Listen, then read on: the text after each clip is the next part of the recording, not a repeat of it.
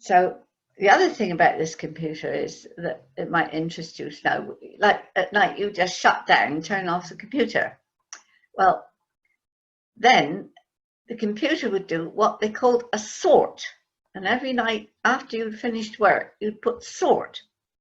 Now, I don't know if anyone has ever seen that play, The Dog That Barked in the Night Time. And in it, in the background, or in the version I saw anyway, there are hundreds of letters falling around. And that was what this looked like. And if you knew actually what work you had put in, you would then know, you'd say, oh, there you are, that's so-and-so's insurance number. I put that in today. So this is how it's sorted, and it would go on for about a quarter of an hour. And in the end, up on the screen would come sorted.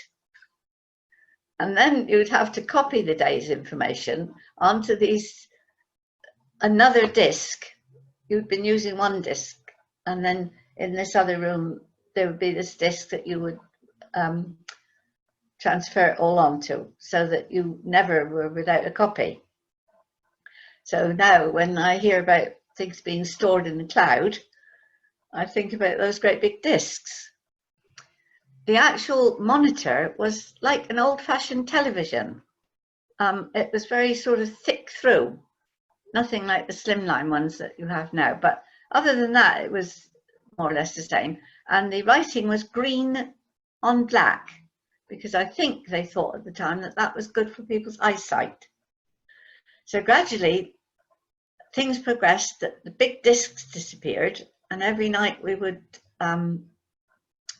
it would be transmitted up to head office, where they had the mainframe computer, I suppose, and that used to deal with everything then. Gradually, the girl who did the typing, she had an electric typewriter, and then she had one with a display, which also was state of the art at the time. I think probably then I can't remember whether you still had ribbons in the typewriter or not. So all in all, when I look back on it all, I've thought to myself how I never thought that day when I saw a comptometer first and had my first attempt at it, that I would be sitting here recording this or working a PC and not having to do any of the calculations. But there's one thing that I will maintain, that you have to know what you're doing. You can't let the computer. Sometimes I think, yesterday, for instance, I thought, this computer is making me nervous. And what I think we've all got to remember, even though we're going into these new realms of technology, that it's a tool. And I think maybe we all ought to remember that. It's a wonderful tool, and I'm delighted to have it, but it is still a tool.